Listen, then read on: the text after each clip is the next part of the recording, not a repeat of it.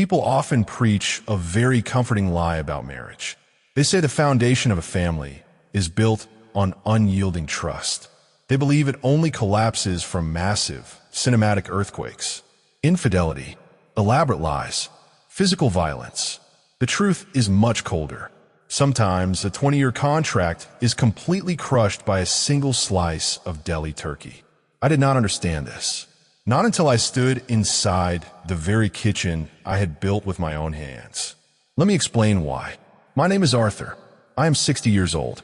I live in Westlake Hills, an affluent, quiet suburb in Austin, Texas. I drive a 2021 Ford F-150 Lariat. It is not flashy. It is reliable. It gets the job done without complaint. I suppose that describes me perfectly, too. I work as an infrastructure project manager for Travis County. I deal with concrete, steel reinforcement, load-bearing walls. I know exactly how much pressure a support beam can take before it violently snaps. My job is not glamorous, but it provides a federal pension, premium family health coverage, and I clock out exactly at 5:30 p.m. every single day. I chose this life deliberately. My wife, Valerie, is 48. She drives a leased 2024 Porsche Cayenne. She is the vice president of commercial real estate for a major downtown firm.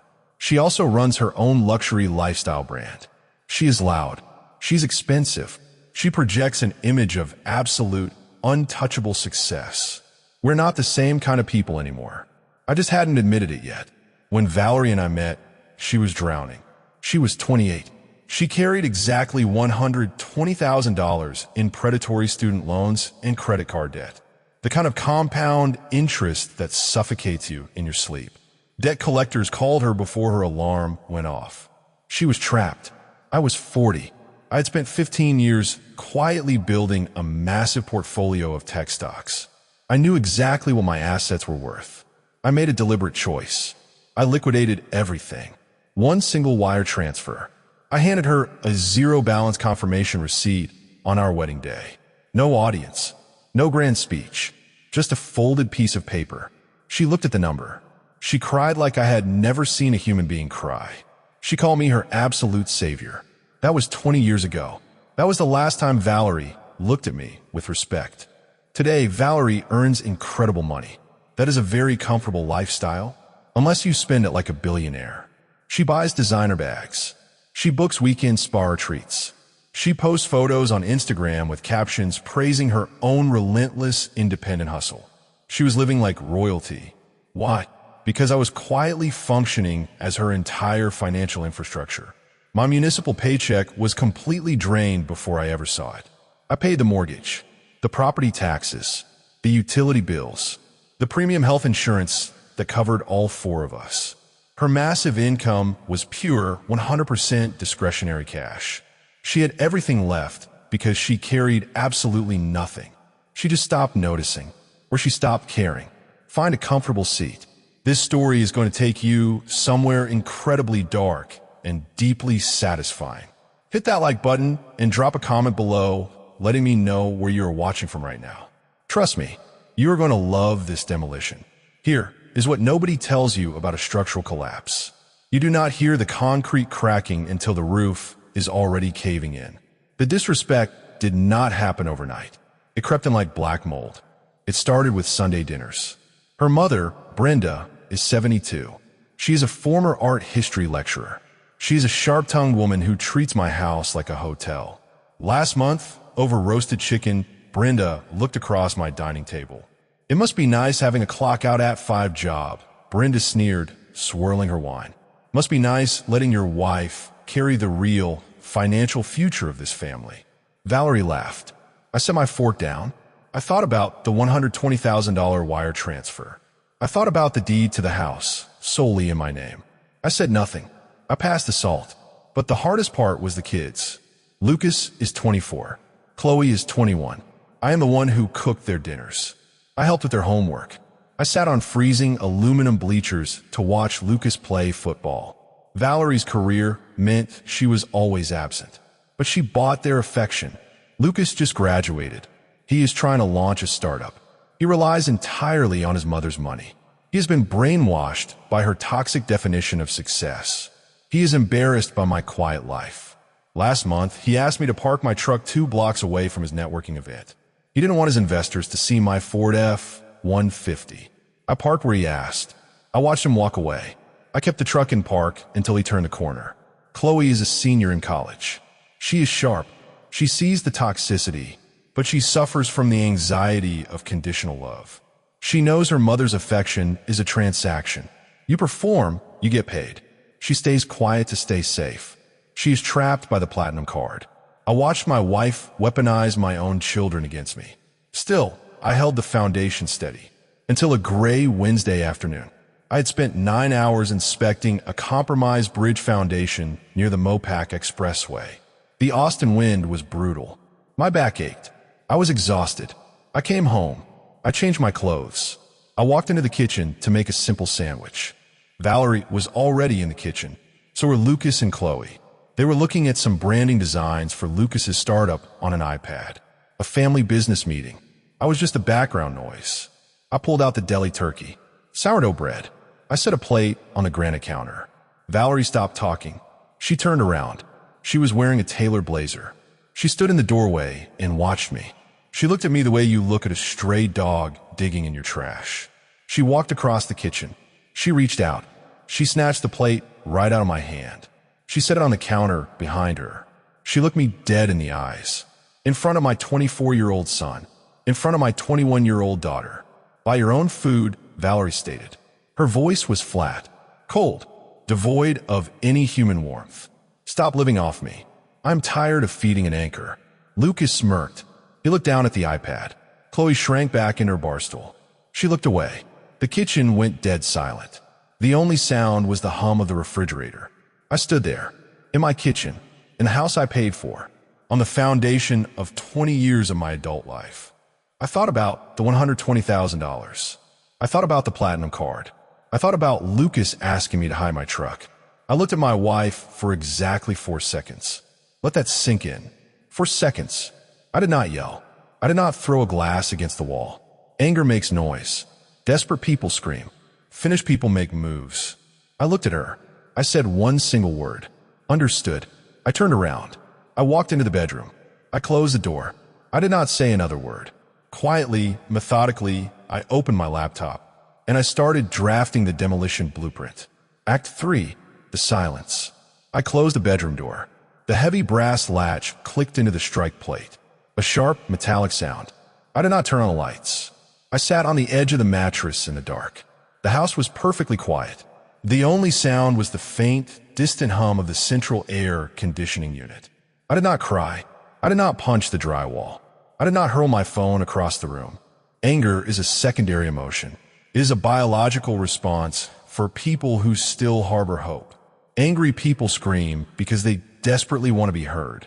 They break things because they want the other person to understand their pain. Anger is loud. Anger is sloppy. Anger leaves evidence. I was not angry. I was done. There's a massive, terrifying difference between those two states of being.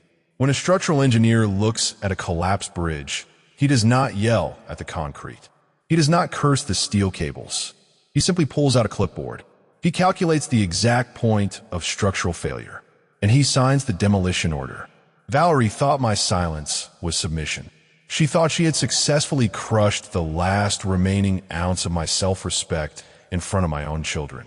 She assumed the old, reliable anchor would just sink quietly to the bottom of the ocean. She fundamentally misunderstood the mechanics of silence. I opened my laptop. The blue light illuminated the dark bedroom. I did not search for marriage counseling. I did not read internet forums about saving a toxic relationship. I opened a secure encrypted folder I had not touched in years. Quietly, methodically, I began assembling the demolition blueprint. I worked with the cold, absolute precision of a machine. I downloaded 20 years of bank statements. I pulled the digital archive from 2004. I found the exact confirmation receipt of the $120,000 wire transfer, the one that wiped out her student debt, the one funded entirely by the liquidation of my premarital tech stocks. I downloaded the original deed to the West Lake Hills property. It was filed in 2006. Sole ownership. Arthur Vance. my credit score, my signature, my premarital capital. I pulled the Travis County tax records. I pulled the municipal health insurance enrollment forms. The forms clearly proved that all 4 members of our family were fully covered under my federal benefits package for nearly 2 decades. While Valerie hoarded her massive corporate salary, I had paid for every doctor's visit, every dental cleaning, every single copay for Lucas and Chloe. I compiled Valerie's travel itineraries, the corporate retreats to Miami, the networking summits in New York, the luxury weekend getaways with her girlfriends to Napa Valley, dozens of flights, hundreds of days out of state. I juxtaposed her absence with my presence. I printed out my municipal work logs. Clock in at 8 a.m., clock out at 5:30 p.m. I printed Lucas's old football schedules, Chloe's parent-teacher conference records. I documented exactly who was in the driver's seat for every morning commute, every pediatrician appointment, every single grocery run. By 3 a.m., my eyes burned, but my mind was flawless. I had generated a 100-page dossier. It was not a story. It was an unbreakable fortress of data. It was the mathematical proof of my invisible existence. I saved the files to a secure external hard drive. I closed the laptop. I lay back on the mattress. I stared at the dark ceiling. I thought about the slice of turkey deli meat. I thought about her pulling the plate from my hands. Buy your own food? I smiled in the dark. A cold, hollow expression. I'm going to take you at your exact word, Valerie. I'm going to buy my own food. I'm going to buy my own life. And I'm going to bill you for the demolition. The next morning, the Austin sky was a pale, blinding blue. The Texas heat was already radiating off the asphalt. At 8:30 a.m., I parked my Ford F-150 in a paid garage downtown. I walked 2 blocks to a towering glass and steel high-rise. I rode the elevator to the 40th floor. I walked into the law offices of Victoria Sterling. Victoria Sterling was 55 years old. She was a legend in the Texas family law sector. She was a predator in a tailored Armani suit. She had a reputation for taking complex, high-asset divorces and turning them into financial bloodbaths. She was exactly the kind of architect I needed. I sat in a heavy leather chair across from her massive mahogany desk. I did not waste her time with emotional stories. I did not complain about my feelings. I unzipped my leather briefcase. I pulled out the thick, organized binder. I slid it across the polished wood. Victoria did not say a word. She put on her reading glasses. She opened the binder. The office was dead silent for 30 minutes. The only sound was the crisp turning of pages, the faint ticking of a grandfather clock in the corner. Victoria possessed a mind that absorbed data like dry earth absorbs rain. She read the deed. She analyzed the 2004 wire transfer. She reviewed the tax records. She studied the primary caregiver timeline. Finally, she closed the binder. She took off her glasses. She looked at me. "Arthur," Victoria said.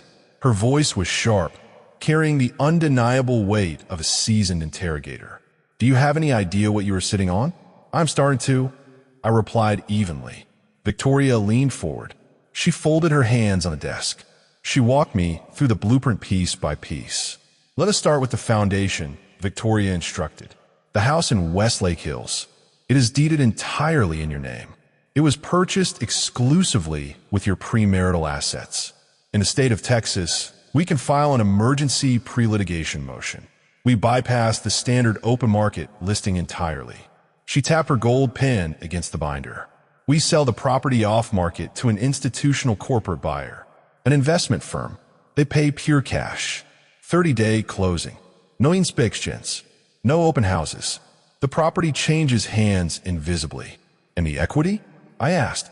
"The equity does not go to your wife," Victoria stated ruthlessly. "We direct the proceeds of the sale straight into a locked court escrow account. We apply it as a direct legal offset against the $120,000 marital debt you absorbed before the wedding. You cleared her student loans. That debt does not vanish in a standard asset split. It has its own legal lane. We will reclaim every single penny you spent on her past." I nodded slowly. The math was absolute. "Now, the children," Victoria continued. She pulled out a legal pad.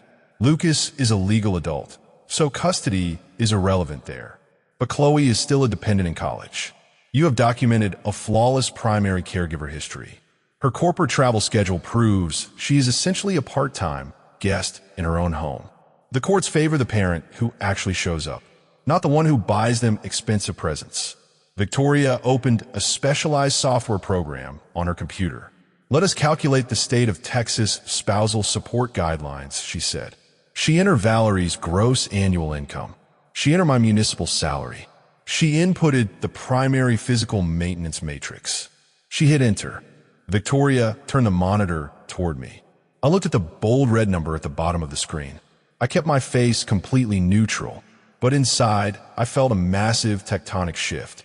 It was the specific, deeply satisfying feeling of a 20-year mathematical equation finally balancing out to zero. That is what she owes you, Victoria said quietly. $3,500, I read aloud. Per month, Victoria clarified. Every single month, automatically garnished from her corporate executive accounts, starting the exact moment the judge signs the temporary orders. I leaned back in the leather chair. I looked at the ceiling. She told me I was a financial anchor. She told me to stop living off of her. Well, Victoria smiled, a cold, shark-like expression. She's about to learn how heavy an anchor can truly be. But Victoria was not finished.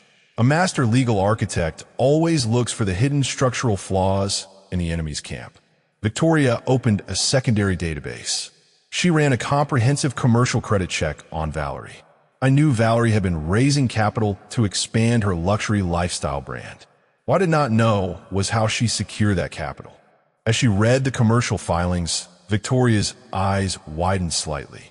A rare display of genuine surprise. Artur, Victoria whispered, "Your wife is an absolute fool." "Explain," I demanded. "For months ago, Valerie took out a massive commercial loan to launch the new wing of her brand." Victoria explained, tracing a line of data on her screen. "It is a $500,000 small business commercial line of credit through First Texas Bank. I did not co-sign any business loan," I stated firmly. "My name is nowhere near her brand." "You didn't," Victoria replied. "But to secure a commercial loan of that magnitude, the bank requires a personal guarantee. They require collateral." Valerie listed the West Lake Hills house as her primary asset of collateral on the loan application. I frowned, but her name is not on the deed. She cannot legally leverage my house. "Exactly," Victoria said, her voice dropping to a lethal register. "She forged your signature on a federal banking document. She claimed joint equity in a premarital asset. The bank approved the commercial line of credit based on the assumed stability of that real estate." Let that sink in. My wife had committed federal wire fraud to fund her vanity project. Victoria leaned across the desk. The kill shot had just materialized. "Every commercial loan contains a specific clause," Victoria detailed. "It is called the Material Adverse Change Clause, the MAC clause. It states that if the borrower's financial foundation experiences a catastrophic shift, the bank has the right to immediately recall the loan in full." I saw the blueprint perfectly now. "If I sell the house," I started. "If you sell the house," Victoria finished, "the bank's automated monitoring system will instantly flag the title transfer. They will realize the collateral they used to secure her $500,000 business loan has completely vanished. They will trigger the MAC clause." Victoria closed the laptop. The trap was armed. First Texas Bank will immediately freeze all of her corporate operating accounts, Victoria said. They will cut her credit limit to zero. Her brand will go bankrupt overnight. Furthermore, the bank's fraud department will be notified of the forged signature. She will be facing federal charges. Her professional reputation in Austin will be completely annihilated. She used my house to build her empire. Now, I was going to pull the concrete right out from under her. "Do it," I ordered. "Initiate the sale. Draft the divorce petition. Lock the trap. Victoria Nadif. It will take exactly 5 weeks to execute the off-market cash sale and process the court orders. Can you go home and act completely normal for 5 weeks? Can you maintain absolute silence?" "I have been invisible in my own home for 20 years, Victoria," I said. I stood up. I buttoned my coat. 5 more weeks is nothing. Here is the darkest secret about executing a revenge plan of this magnitude. The hardest part is not the legal strategy. The attorneys handle the legal strategy. The hardest part is driving home on the Mopac Expressway, walking through your front door, and looking your betrayer in the eye. You have to smile. You have to ask about their day. You have to pretend the floor beneath their feet is completely solid, even though you know you have already rigged it with explosives. For 5 agonizing weeks, I played my part flawlessly. I woke up at 6 a.m. I made the coffee. I drove Chloe to her university classes. I drove past the sprawling retail centers. I drove past the massive tech campuses. I let Lucas ask me for money he knew I didn't have. I let him roll his eyes when I told him to budget his expenses. I did not complain. I did not sigh. I just put the truck in drive and went to work. I cooked dinner 4 nights a week. I made baked ziti. I made grilled salmon. I stood over the stove, smelling the garlic and butter, while Valerie sat in the living room, drinking expensive Merlot and ignoring my existence. During my lunch breaks, I secured my exit strategy. I found a beautiful, modern 3-bedroom apartment in a luxury complex. It was 10 minutes closer to Chloe's university. It had massive windows, hardwood floors, and a quiet, peaceful atmosphere. I paid the deposit in cash. I signed a lease. On a Tuesday night, while Valerie was hosting a high-end client dinner downtown, I began to pack. I moved methodically, like a ghost in my own home. I packed only the things that belonged to me before the marriage. My legal documents, my winter coats, my watch collection, my photographs. I stuffed my entire life into 3 heavy duffel bags. I carried the bags down the hallway. I hid them in the back of the guest room closet, buried securely behind a row of heavy winter parkas. Standing in that dark closet, looking at my packed bags, I felt a strange, overwhelming physical sensation. It was not grief. It was not anger. It was not fear. It was relief. It was the specific, intoxicating relief of a man who has finally stopped waiting for his family to remember his value. I was no longer begging for respect.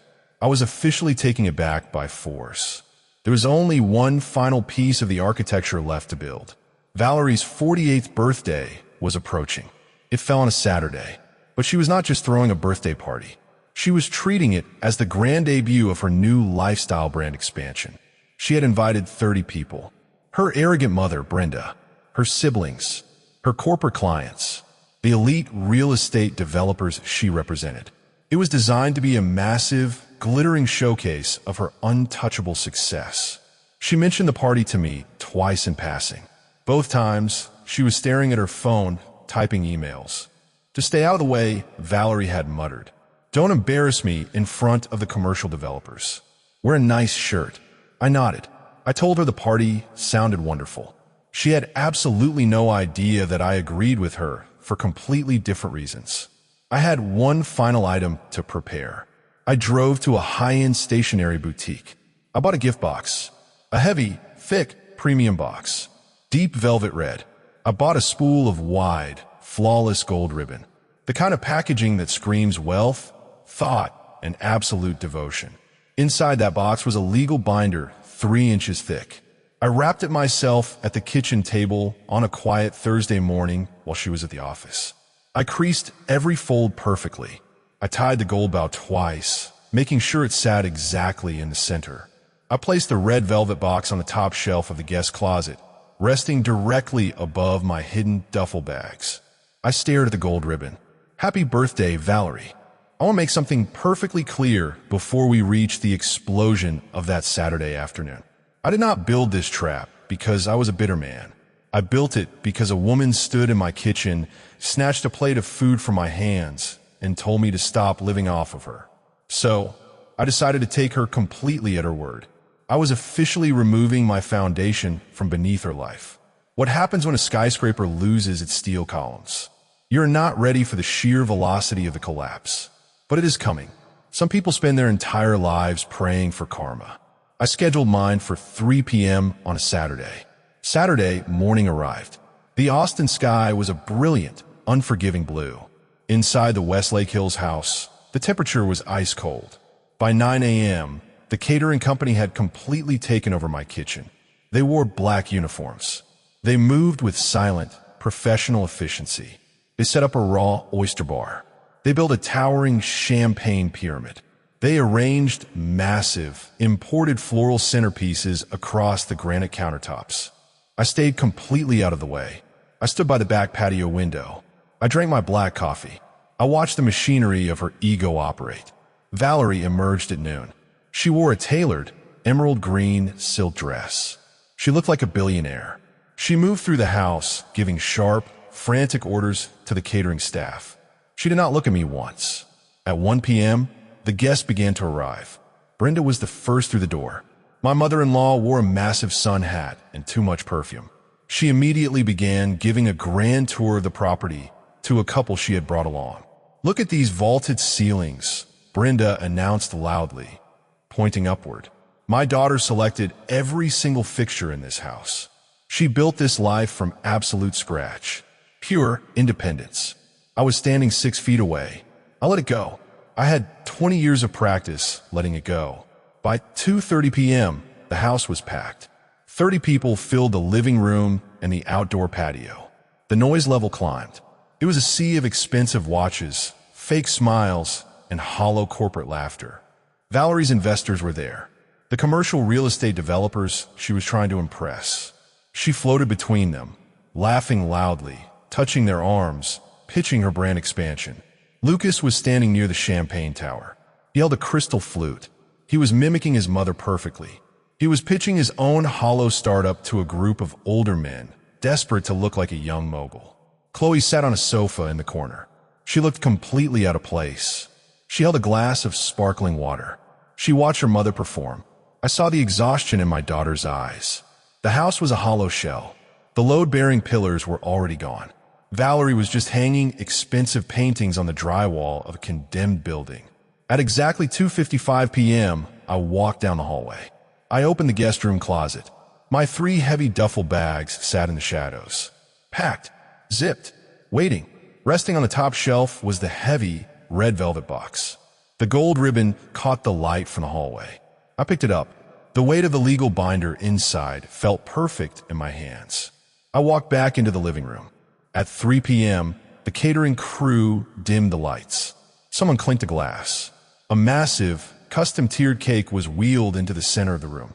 It had Valerie's corporate logo printed in edible gold on the icing. The crowd gathered around. They sang happy birthday. Valerie stood in the center of the room. She closed her eyes. She placed a hand over her heart. She leaned into the performance. She had built her entire existence for moments exactly like this. Being witnessed, being worshipped, being the absolute center of gravity. The song ended. The room erupted into applause. "Speech! Speech!" Brenda cheered from the front row. Valerie laughed. She waved her hand with practiced, fake humility. "Thank you all," Valerie projected, making eye contact with her investors. This year is about fearless independence. It is about building an empire with your own 2 hands, and never letting anything or anyone hold you back. I stepped forward. I held the red velvet box in my hands. The crowd noticed me before she did. 30 people suddenly tracked the quiet, invisible husband stepping into the center of the room. The chatter died down. Valerie turned. She saw the box. A smirk crossed her face. A small, involuntary expression of pure conditioning. She looked at her mother. "Let's see what the anchors scraped together." She took the box from my hands. She held it up for the audience to see. She pulled the gold ribbon. It fell away smoothly. She lifted the red velvet lid. The room was still making small party noises. Ice clinking in glasses. Soft whispers. For exactly 3 seconds, Valerie just stared at what was inside. The human brain has a specific defense mechanism. When it receives catastrophic data, it simply refuses to process it. Then, the firewall collapsed. The color left Valerie's face. Not gradually, all at once, like someone had pulled a drain plug from her neck. She looked like a corpse. With trembling fingers, she lifted the top document. It was the divorce petition. Directly beneath, it was the court-ordered emergency mandate. It granted me exclusive possession of her assets for liquidation. And directly beneath, that was the signed intent to close from the corporate cash buyers. It was not a standard eviction notice. It was a legally binding countdown clock. She had exactly 7 days to vacate the premises before the Travis County Sheriff's Department arrived to physically remove her. Sitting squarely on top of the final section, circled in thick red ink by Victoria Sterling herself, was the state of Texas spousal support calculation. $3,500 per month, payable by Valerie, starting this coming Friday. The living room was absolutely, suffocatingly silent.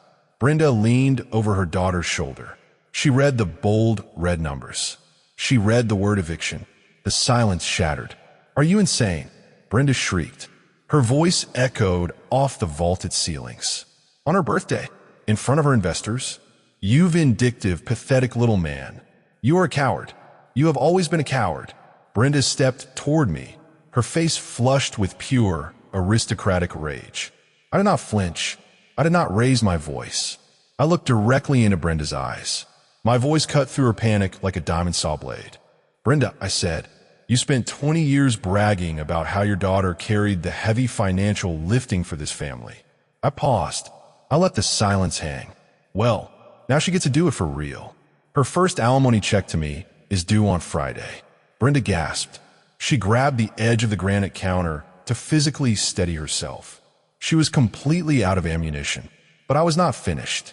The true demolition had barely begun. Valerie was gripping the edge of the box. Her knuckles were bone white. She could not breathe. "Keep reading, Valerie," I commanded softly. She turned the page. It was the letter from First Texas Bank. The room was filled with her commercial real estate investors. They were standing mere feet away. They were listening to every single word. "4 months ago, you forged my signature on a federal banking document," I stated. My voice was calm, clinical, and lethal. "You used my premarital home as collateral for a $500,000 commercial line of credit. Yesterday afternoon, the title of this house was legally transferred to a private equity firm. The collateral vanished." A collective, sharp intake of breath swept through the crowd of investors. Several of the older men immediately set their drinks down. They began backing away toward the front door. Nobody wants to be in the same room as a sinking ship. "The bank's automated system flagged the transfer this morning," I continued. "They triggered the material adverse change clause. Your corporate accounts are frozen, Valerie. Your credit is 0. The bank's fraud department has been notified of the forged signature. You committed federal wire fraud to throw this party." Valerie's knees buckled. She caught herself on the table. She looked up at me. The arrogant, untouchable queen was completely gone. She was just a terrified, cornered criminal. "Arthur, please," Valerie whispered. Her voice was cracked, broken. "You can't do this, the investors." "I didn't do anything," I replied. "I just removed my foundation. You built the cage. Now you get to live in it." I turned my back to her. I looked across the room. I looked at my children. Lucas had dropped his champagne flute. It had shattered on the hardwood floor, but he hadn't even noticed. He was staring at me. His entire manufactured reality was violently dissolving. Chloe was standing now. Her hands were covering her mouth. Her eyes were wide, brimming with tears, but they were not tears of fear. They were tears of absolute, crushing realization. I addressed them directly. I did not yell. The room was so quiet that my voice carried perfectly. "For years, you two have been taught to look at me like a loser," I said. "Because I didn't buy your love with shiny toys. Because I drove a truck. Because I clocked out at 5. I looked at Lucas. "What your mother never told you," I continued, "is that before you were born, I emptied my entire life savings. I paid off $120,000 of her debt in a single day.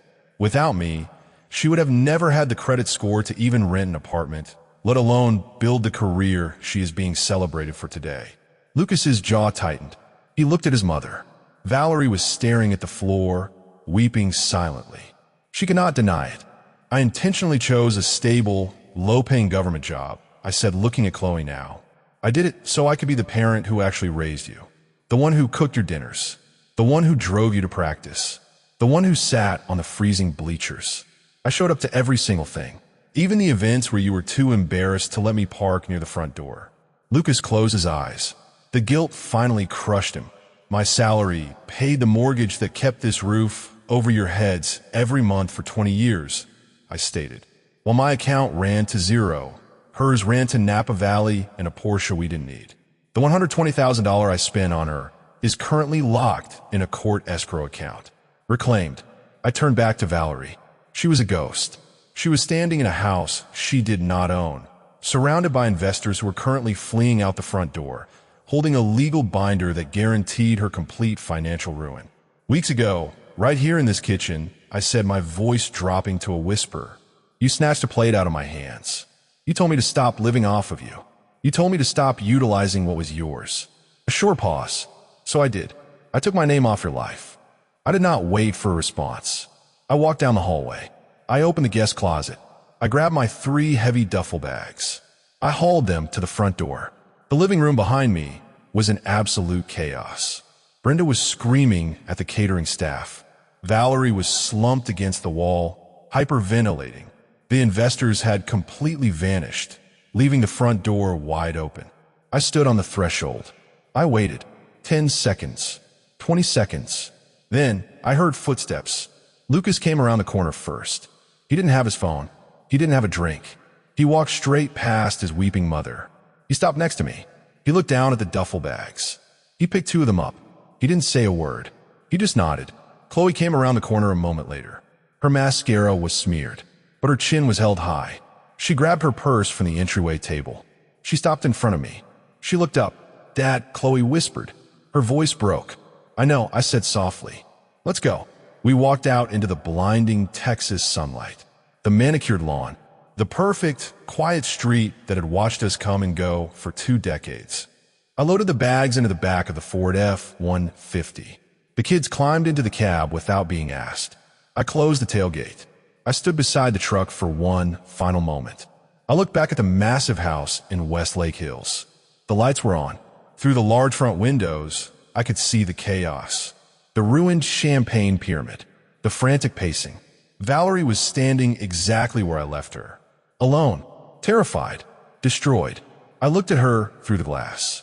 I spoke my final words to the Texas wind. "You told me to stop living off of you, so I took my name off your life. Happy birthday, Valerie." I got into the truck. Lucas was staring out the window. Chloe was wiping her eyes. I started the engine. I put the truck in drive. I pulled away from the curb.